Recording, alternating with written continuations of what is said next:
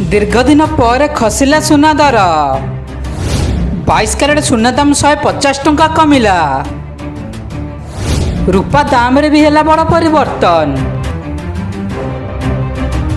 दर्शक बंधु आज भारतर अनेक सहर में उभय सुना और रूपा मूल्य होइछि बड़ परिवर्तन।